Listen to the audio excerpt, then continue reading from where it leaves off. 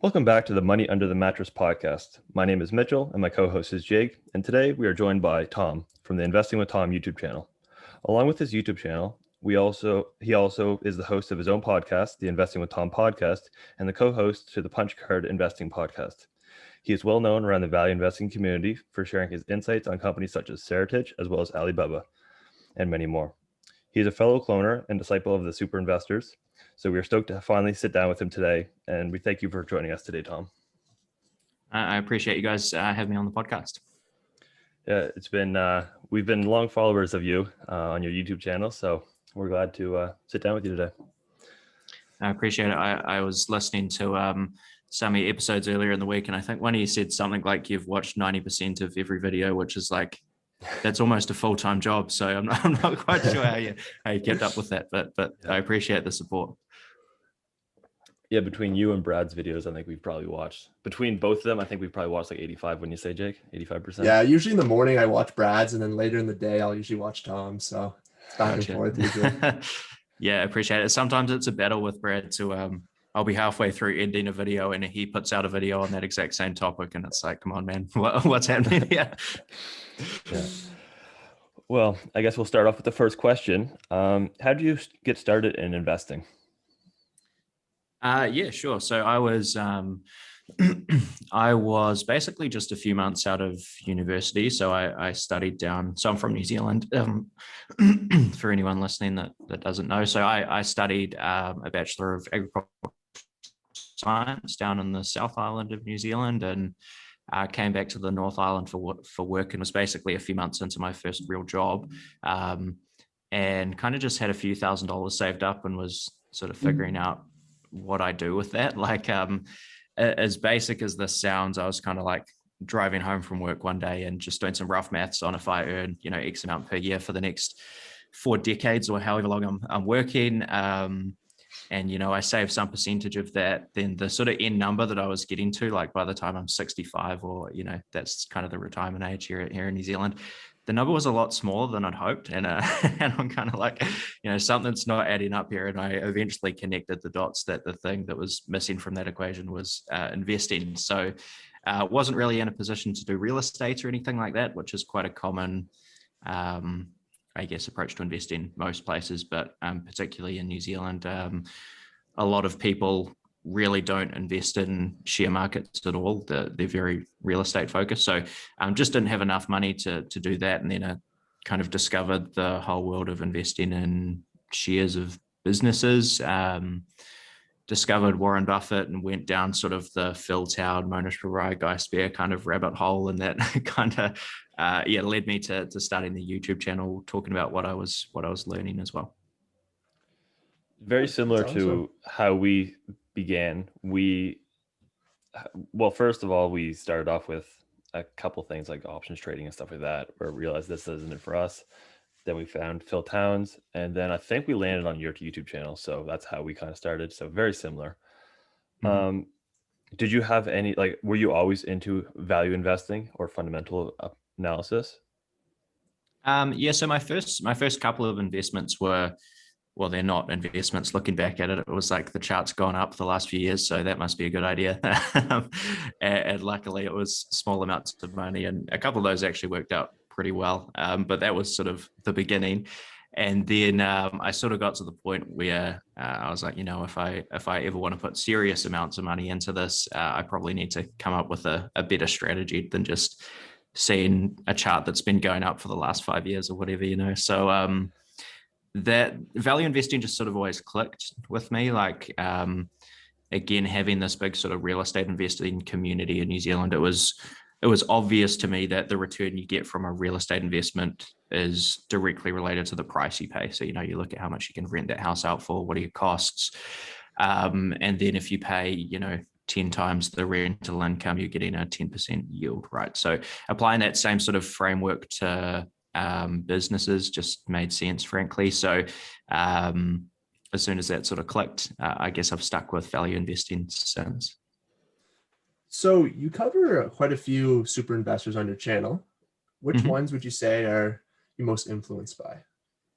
In the early days, people like Phil Town and Warren Buffett. I mean, Warren Buffett's obviously the GOAT, and Phil Town was sort of the first person to put Warren Buffett's approach into sort of practical, easy to follow steps, perhaps a little bit oversimplified looking back at it now, but it was something to actually get you started. And it's one thing to look at, how, a company should have a moat, like Warren Buffett might say, and then Phil Town actually laid out, there's network effects, and there's low cost producers, and there's brands, and you actually get some like practical examples of how that sort of looks in real life. So Phil Town definitely, Monish Pabrai been a pretty big influence. So I know a lot of people like to invest in these long-term compounders that you can own forever.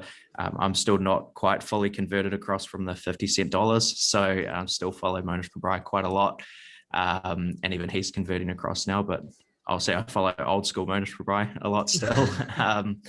There's plenty of others in there that you pick up bits and pieces from, like Lilu, Guy Spear, Charlie Munger's a big one, but I would say Monish Pabrai, Buffett, and sort of Phil Town are the big three that have had the biggest impact.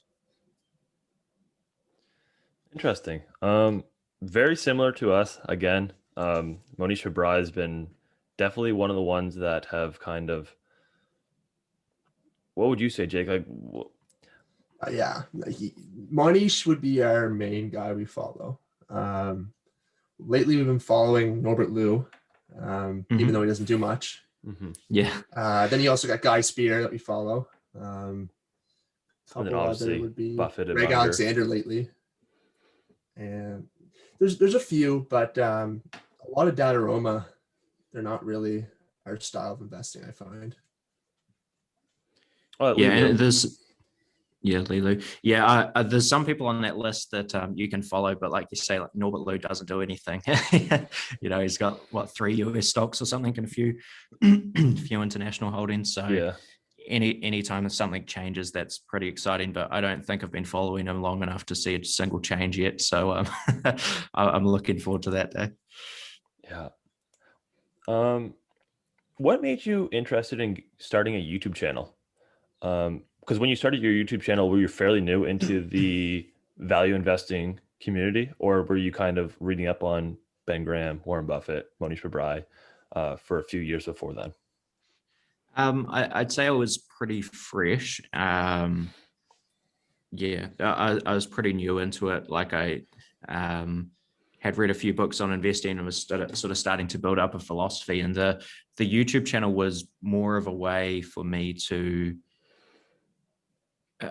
almost like lock some of those ideas into my own head. Like it's pretty, you guys probably have learned this from the podcast, but you don't really know if you understand something till you try to explain it to people or try talk to a camera about it. So that's been a really good exercise just to make sure that those ideas are clear in my own head. And then the other thing, like I sort of touched on earlier, is that there's not a huge stock market community here in New Zealand. So it was a way for me to talk to the people of the internet, because the people in my everyday life didn't really care about this stuff. So it's sort of grown into a nice community that way, and been a nice way to exchange ideas. Do you want to kind of maybe add on to that? Like, what's the markets like over in New Zealand? Have you invested anything currently? I own like an ETF, just market tracking index fund in New Zealand, but that's just sort of a sentimental thing almost in the portfolio that's very small, and I bought several years ago. I was smart enough to buy an index fund at the same time I bought those 2 or 3 companies that were just going up and to the right. So I sort of held on to that, and also have a little bit of A2 Milk as well, which is probably one of the more well-known companies from New Zealand. But the stock market here is tiny. I think we've got something like 160 companies that are public. And I haven't looked for a couple of years now, so the numbers might be slightly higher because the NZX has been doing pretty well the last decade, really. But I think the entire market cap of New Zealand stocks is something like 150 or 200 billion New Zealand dollars, which might be might be 100 billion US dollars. So, that's some small fraction of Apple or Microsoft, right? And that's our whole stock market. So it's pretty small, and it's actually fairly closely followed. So I haven't found a lot of interesting stuff in New Zealand over time, and that's kind of why I've been pushed more towards the States. And also just we get exposed to a lot of US investors like Brian Buffett and so on. So that's what's pulled me over there. I've tried to pay a little bit more attention to Australia recently as well. There's some tax advantages actually to me investing in New Zealand or Australia versus in the US. So that's been kind of a bit of incentive to do that. But again, I just kind of keep finding myself getting pulled towards US markets because there's more interesting stuff to look at. Interesting. Going back to how you said that you're pretty stuck on the 50-cent dollars, or sometimes even 10-cent dollars if it's a really good investment. When I'm not sure if you're invested in Alibaba or not, but you do talk a lot about Alibaba. Has that kind of changed your persona on buying long-term compounders instead of buying 50-cent dollar bills?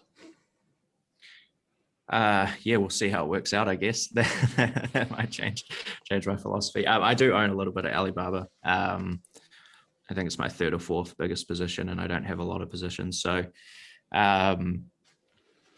look, I mean, this is like an old Buffett idea, but he says growth and value are joint at the hip, right? So you can get really good returns from investing in long-term compounders. You can also get quite poor returns from investing in long-term compounders if you overpay for them. Like the classic example is buying Microsoft in the dot-com boom, where the underlying business continued to grow really well, but the stock went sideways for 16 years or something. Mm-hmm. And I think if we sort of invert that, the same is true with companies that don't grow that fast. So I think you can buy into companies that don't grow or are perhaps even declining. And if you buy them cheap enough, you can still do very well. That's kind of the classic Ben Graham and early Buffett and Munger. But of course, you can get crushed with some of those companies if they do keep going down the toilet and you don't get them really cheap, So I'm open to all of those different businesses on sort of the value spectrum, I guess, of growth. And yeah, growth is just a part of the value equation. So I really wouldn't be that fussed if my entire portfolio had underlying earnings growth of like 0%, and I wouldn't look at it that differently if the portfolio had underlying earnings growth of like 30%. As long as I think I'm getting a good deal relative to intrinsic value, that's what I'm focused on. So you hear like Phil Town and Monish talk about investing checklists. Do you have one? Mm-hmm. I'm building one up at the moment, but I really don't have a locked-in checklist that I've used that much. I think there's a few things I have in my head that are sort of like in the mental checklist, but I'm sort of starting to actually write that down now. So that's a work in progress. How about you guys? You go first there, Mitch. I mean, we've created checklists through different investments. I don't think we still even have it saved anymore, to be honest. Do you know, Jake? I do. So there's a couple, if you go on Phil Towns' podcast, he does like a bunch of episodes in a row where he says like list off his checklist, and he'll like go through like the four things he looks at, like understand the business, what's the moat, how's the management, and then the price. And he like lists like 5 or 6 or so reasons on each 4 of them. I kind of wrote that down and I followed it for a bit, but then I kind of like developed my own.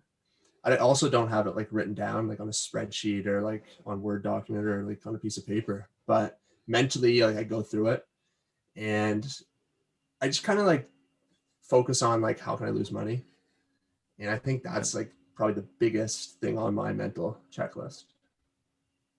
Yeah, we're always interested in hearing the bear case before we hear the bull case, because I know from experience that most people that are, I'm not sure how often that you're reading through like Substacks or newsletters or anything like that, but usually when someone makes like a bull case, they're very optimistic about the situation and they don't talk too much about the bear case.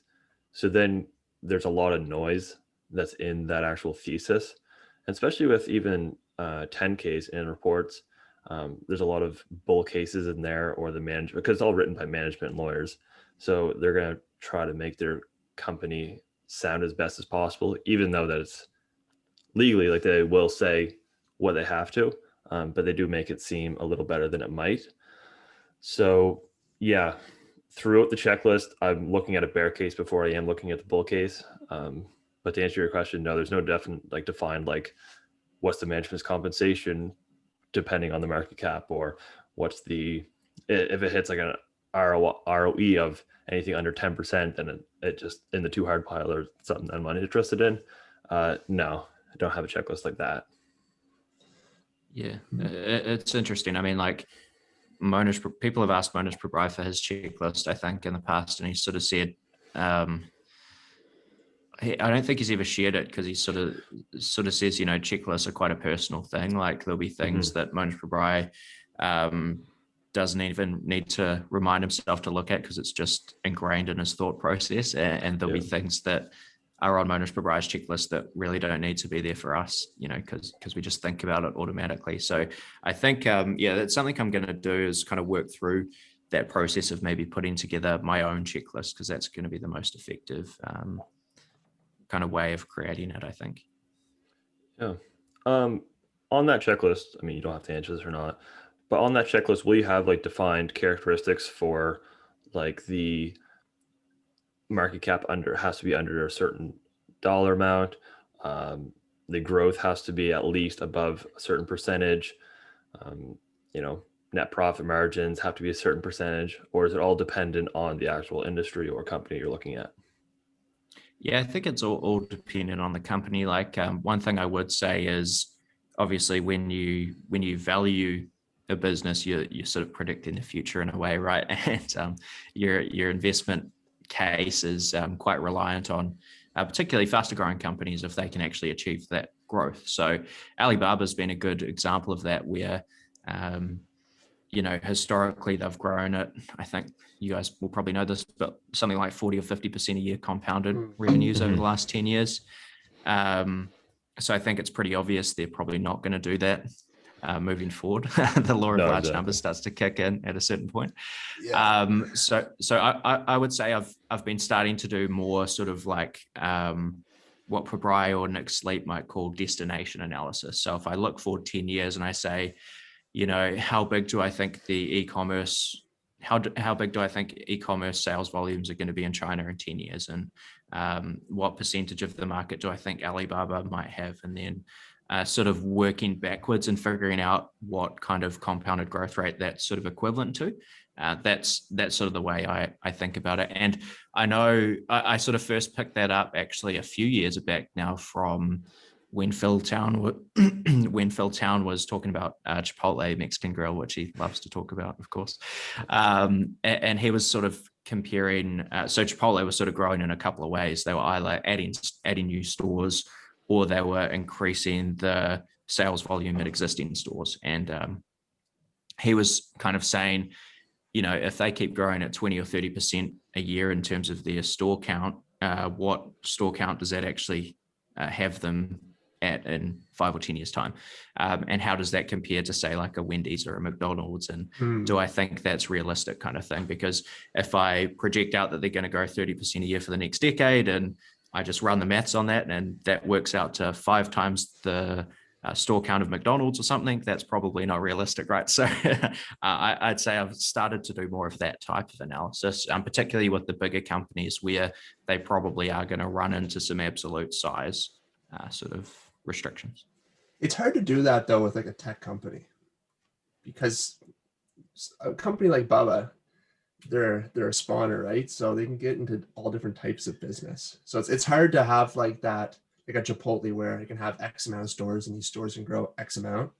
So it's one of those things where you really got to use like almost like your imagination to think like, what can management do in a way? Yeah. I think that's true on like a whole company basis. So, but you can do it with specific segments of the business. So if you're trying to do like a sum of the parts type valuation, you could probably do that work with like Taobao or Tmall, or just, if you want to put it all into e-commerce in general, you can do that kind of work. But then, yeah, like you say, you know, they've got this cloud business, for example, that's only just getting to, well, EBITDA profitability, but not perhaps real profitability just yet. And that's kind of a different discussion on, you know, how fast can that grow and how much does that move the needle for the overall company. So that's kind of how I'm thinking about it anyway. Yeah, like a company like Alibaba is definitely super hard to value, or to put even like a precise number on. Just because if you go down through Twitter, you type in $Bubba, you're going to see people that think Bubba is going to be the business itself is not going to be worth anything within the next 15 years. And then you have other people that think that the cloud business will take over the whole market cap within the next 5. So it's very, it's a convoluted, or I guess not convoluted, but complex structure that they do have. And it's very hard to value. It's not hard to value, Mitch. It's not hard to say that like it's going to be bigger than it is in 10 years. Yeah, we believe it's going to be bigger than it is in 10 years, but I have no clue if it's going to grow at 10% or if it's going to grow at 30% or if it's going to grow at 2%. But it's at a price right now that I think you have some room, you have some safety there. Yeah, the other hard thing with a business like Alibaba is you can have things that you just don't have with US companies. Like you can have, you know, this VIE structure, and you can have government step in and, you know, break up businesses, and you can have all sorts of other things that, you know, might not happen with Chipotle in the US, for example. So, yeah, that's a consideration too. Yeah. Where do you generate a lot of your ideas from? Yeah, a few different areas. If I am sort of kind of honestly looking back through it at purchases I've made in my portfolio over time, a very high percentage have come from a 13F of some sort. So that's a big source for me. More and more, I'm getting ideas from subscribers actually, which is really interesting.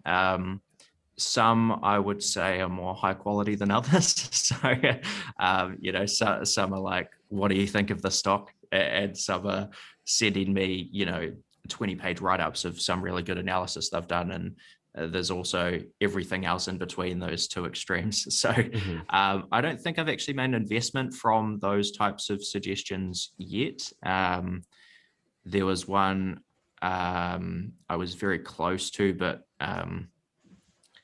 yeah, it ended up not investing for other reasons. But yeah, 13Fs and just paying attention to what other smart investors are doing, I guess. So I'm trying to spend more and more time on places like Value Investors Club or like Corner of Berkshire and Fairfax, and increasingly just on Twitter. There's a huge amount of very smart people on Twitter that I'm starting to get some kind of interesting ideas on as well. So.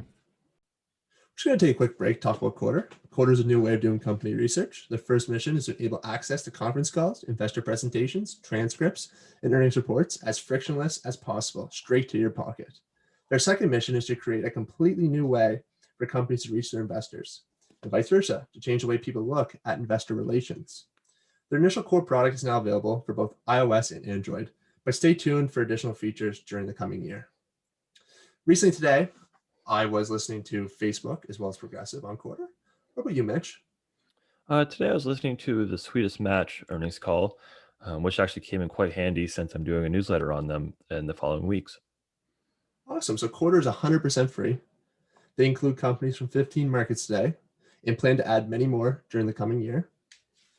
They prioritize requested companies, which you can easily do in the app. They have a lot more in store for the back half of the year, so make sure to follow them on Twitter. That's at Quartr_app. And Quartr is spelled Quartr. That's Quartr. Now we'll go back to talking with Tom. So we like to ask our guests, what's your thoughts on selling?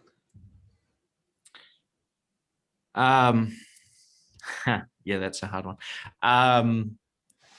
Depends on the company. So it's not exactly this simple in reality, but the way I sort of think about it is I try to categorize my investments into like the 50-cent dollar bucket or the compounder bucket. And the 50-cent dollar one's pretty straightforward. It's like, once that valuation gap closes and it's selling closer to $1 on the dollar, that pretty much just immediately gets sold and we try find the next idea. So that's a relatively straightforward one. The compounder one is trickier.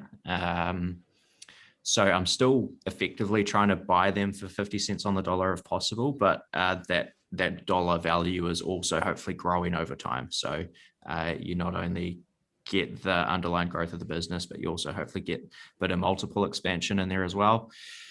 So that one's trickier. I think the only time I would sort of automatically sell is if the price just got obscene and I really can't see myself earning like more than, it's hard to put an exact number on, but if it's getting to a point where I think there's a reasonable chance it might just go sideways for a decade, that's probably a time I'm going to think quite seriously about selling. And then it really comes down to opportunity cost. So if I have other new ideas come up and I think they're really interesting, then I've got to either, allocate some cash to that if I've got cash. And, my portfolio in the grand scheme of things is not huge multiples of my, annual income. So I'm still saving cash and able to allocate that way. But from time to time, and recently has been an example of that, I've had to look through the portfolio and try find something to sell to kind of free up cash. So that's where it sort of becomes a trickier decision. And I still don't know if I have a perfectly sound framework on that. I'm sort of comforted to hear that Charlie Munger doesn't have a good framework on it either. And he's like almost 100 years old. So if he's still working it out, he's a lot smarter than me. I'm kind of comfortable to keep working on it too. Yeah. Do you ever go through your portfolio and kind of the way, I'm not sure if you're familiar with the way that Nick Sleep values his portfolio, how he says like the whole portfolio is worth 70 cents on the dollar, or whatever it might be. Do you ever go through that and value your whole portfolio on like a dollar basis? Yes, I haven't done it in a little while, but that's an exercise I've gone through in the past. It's just kind of something of interest. I don't know that it really informs any actions that I would take in the portfolio. That's more on an individual company basis, but I think it's an interesting thing to look at. And just anecdotally, I've kind of found when that price to intrinsic value is at the largest gap, the future returns have been better than when that price to value gap has been, a little tighter. So I haven't done it for probably a year or so, but it's an interesting exercise to go through. When you think the intrinsic value of your portfolio is much, much higher than the current, mark to market price, that's always a nice thing to kind of see. I'm not sure if you guys noticed, did you guys both read the Nomad partnership letters, by the way? I've only read the first couple of years. So I think he does maybe get away from that, I've been told, in later years. Is that what you're about to say? Yeah, like eventually you'll see like one of the years he stops doing it and he kind of focuses more on the compounders, like the Costco's, the Amazons. And it gets really interesting. I like his later letters more than the first, but I like the whole thing. The whole thing's it's awesome. Yeah, I think for any early investor that's interested in long-term compounders, that should be one of the first places I think they start. That, as well as Monish Fabrai's latest interviews, definitely a great one. As well as investing with Tom and Brad's videos. and the Money Under the Mattress podcast. When like your weightings in your portfolio, do you have like a precise number on your ideas? So let's say you're reading on it. For example, you're interested in, let's say if you're interested in ABC stock and you say you read up on it so much, you're like, okay, I'm interested in this 5% position. And then you read up more, and you're like, okay, this is a really good business, I like it more, 10% position. Or is it more like just wherever cash I have on the side, then let's go into it? Yeah, this is a hard one as well. So over time, I've sort of found myself drifting to towards more just equal weighting positions, to be honest. I've sized things up and sized things down kind of a little bit either side of like an equal weighting from time to time. So Seritage Growth Properties was a good example of that, where I had a smaller weighting initially. And I felt that the upside proposition was quite good when I first got invested in Seritage, but the downside was, I think the downside risk was also fairly muted, but I just wanted to get my head more around how losing money might look, because the more I kind of looked at it, the more I thought, if this doesn't work out poorly, it could potentially work out poorly over a quite long period of time, and it can be sort of like a long, slow death, I suppose. So that's something I sized smaller initially and ended up moving kind of up and weighting later on. But yeah, that's kind of where I'm at the moment, is just equal weighting positions. And then in terms of the absolute number of stocks in the portfolio, it's a bit of a balancing act between just how many opportunities are available. If I wasn't investing through 2008 and 9, but I think if a situation like that was to happen again, I'd probably find myself much more diversified than I am now, just because there's more opportunities available. But there's an upper limit to that. So there's only so many businesses you can keep up with, in 24 hours. I kind of look at some of these mutual funds that own like 200 stocks, and it's, I don't think they could name half the stocks in their portfolio, let alone tell you much about how the business is going. So that's not a position I want to find myself in either. Yeah, I mean, don't quote me on it, but I'm not sure who exactly it was that talked about it, but I believe after 30 positions, then I think you're pretty well just as diversified as you really need to be. And then after 30, then it kind of turns into diversification that Peter Lynch talks about. I'd say I'm a pretty big advocate of it. Like, I run a pretty concentrated portfolio of 5 stocks plus cash. And I think you're similar, Jake? Yeah, I think I have 6. Okay. And then a little bit of cash. Yeah, because you went into a position that I opted out of to keep cash. Yeah, it's an interesting topic, and I mean, I've seen that same data, and I forget the exact numbers as well, but I think even at 10 stocks, you had 80% of the benefit, or in that ballpark, something like that. And the other thing is, it's almost not quite that simple. Like, how does if you own 3 stocks and like Charlie Munger style, and one of them is Berkshire, you're not exactly super concentrated, I would say. Like, there's some stocks where you're instantly a lot more diversified, and you're going to get the benefits of diversification with a much smaller kind of basket. True. Yeah. Yeah. Very true. What's your thoughts on if like a fund has a huge portion of their money in Berkshire? Do you still think that they deserve to be paid? Yeah, that's I saw that floating around on Twitter a while back, that maybe if people just own Berkshire and I don't know, Markel or something like that, maybe they don't deserve to earn their fees. And one of the funny replies that I thought was quite interesting was, I want someone to send me the list of all the stocks where people are concerned about money managers getting paid to own, because they're the ones I want in my portfolio.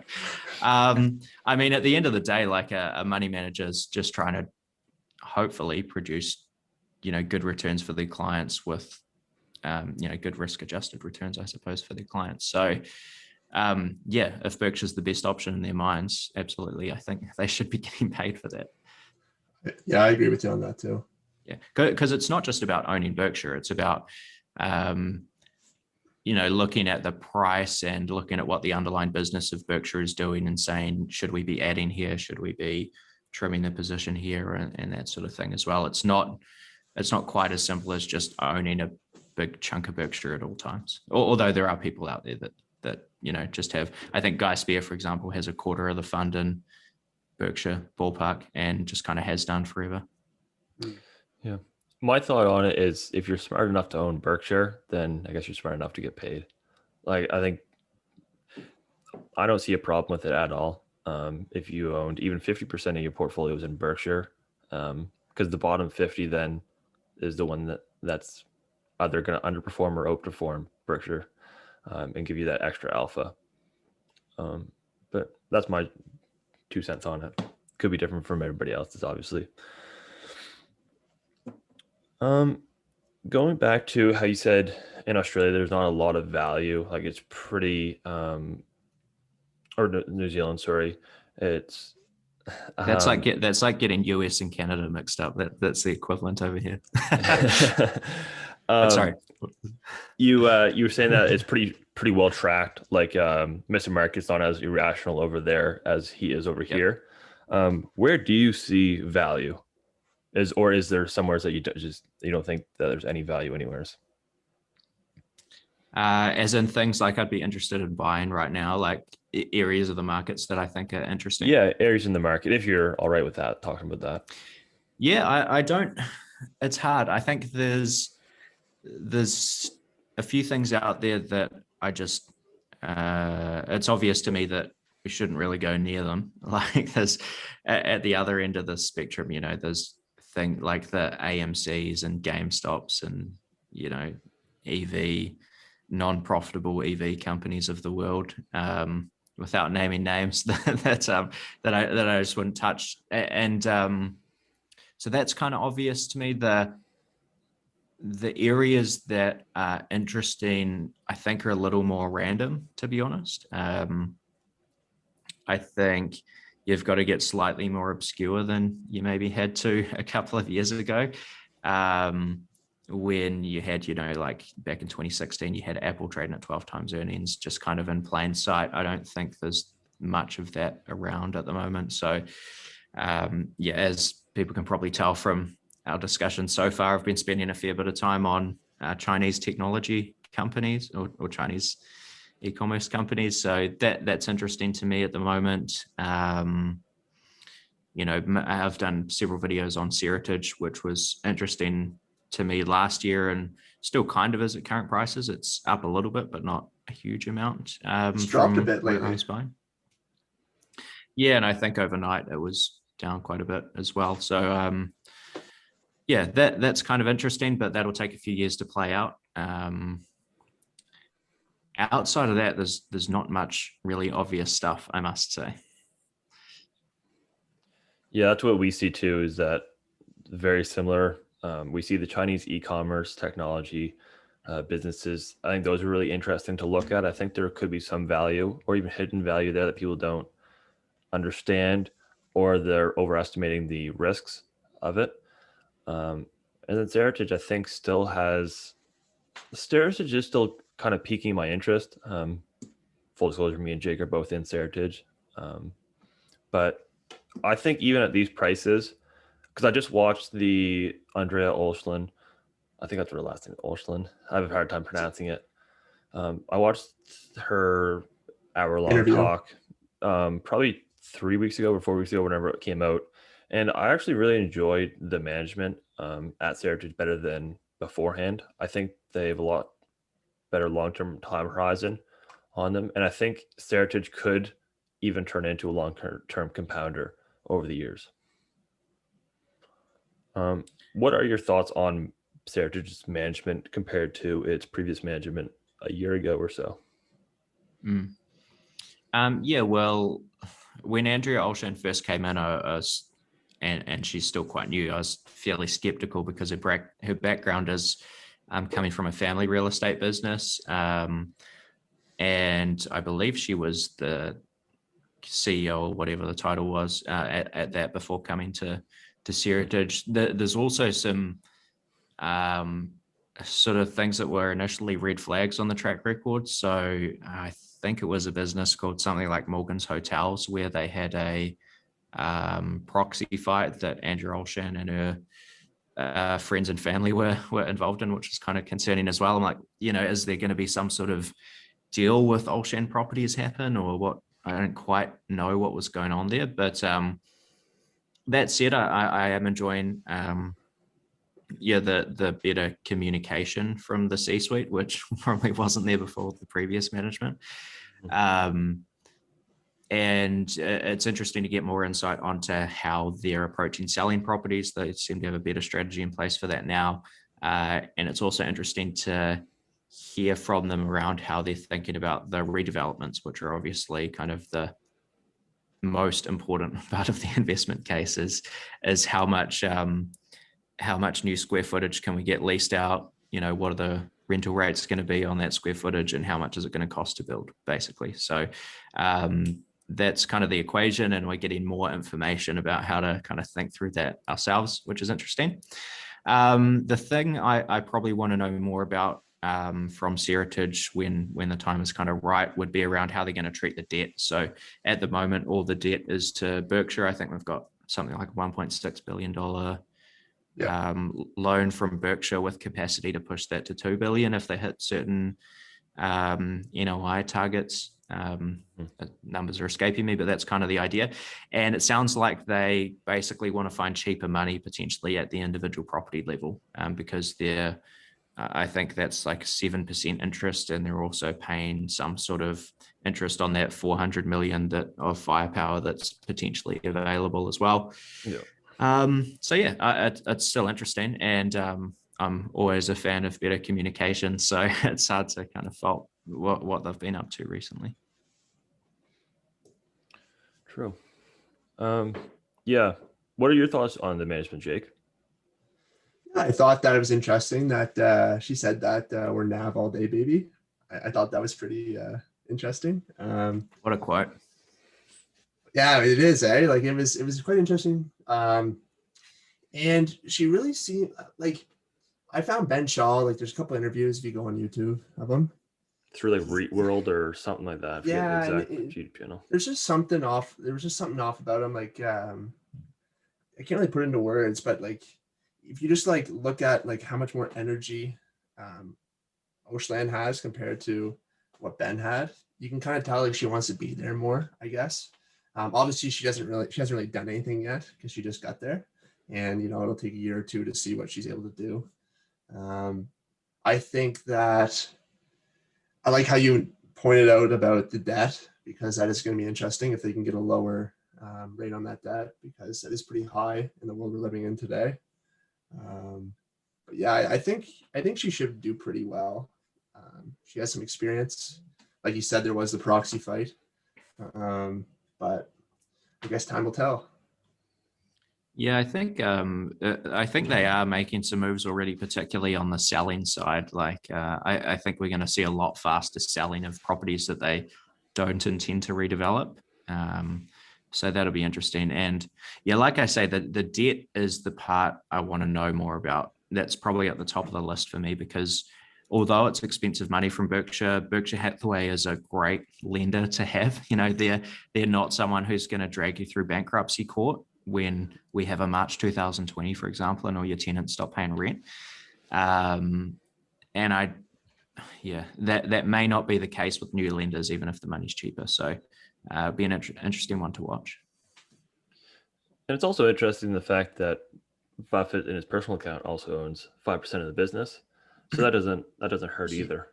He did. We don't know anymore though, because something happened there, right?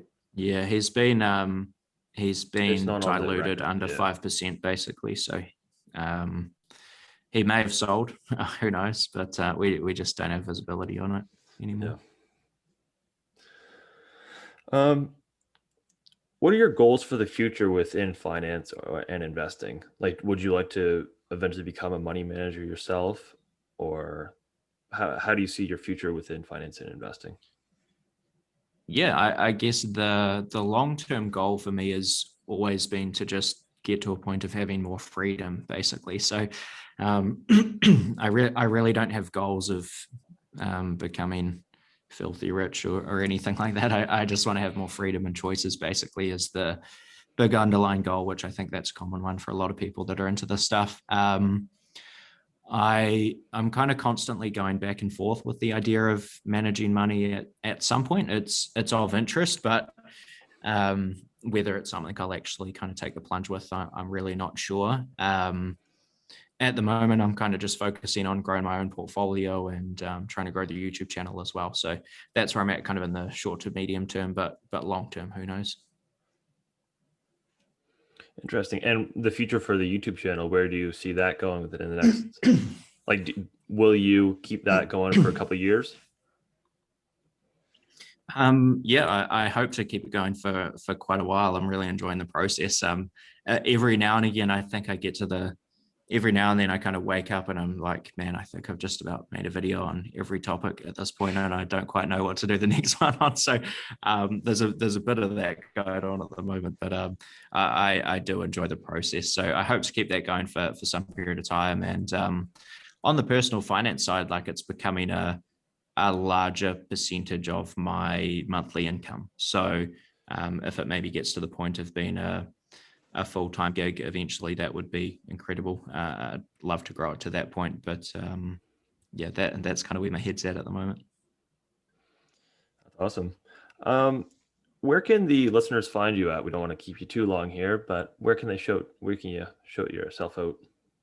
Yeah, sure. So I think I'm investing with Tom pretty much everywhere. So YouTube is the main one. I try to put 2 to 3 videos up a week on the YouTube channel. So just look up Investing with Tom and you'll track that one down. I've been trying to get more active on Twitter.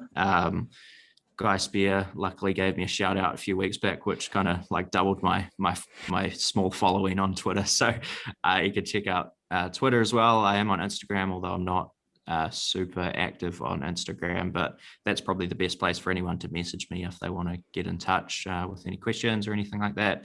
And then I also have the Investing with Tom podcast, and in a couple of hours time, I'll be jumping on the weekly punch card investing stream, which I do with 4 other finance YouTubers. So if you want to ever come watch me live and throw us some curly questions, punch card investing on YouTube is the place to go for that. That's awesome. Yeah, I know me personally, and probably you too, Jake. You'll probably be on that live stream tonight. Tonight for us. Yeah, it's always a fun. It's always a fun Friday night. It's always a fun Friday night watching you guys on Punch Card. Yeah. Well, thank you very much for coming on and joining us today, Tom. It's been great. I highly recommend Tom's YouTube channel, his podcast, as well as Punch Card Investing podcast. So make sure you go check all that stuff out. And thank you for coming on today. I appreciate you having me on. And like I say, I've been listening to a few episodes and I like what you guys are up to. So keep up the great work. Awesome. I'm sure we'll be in touch soon.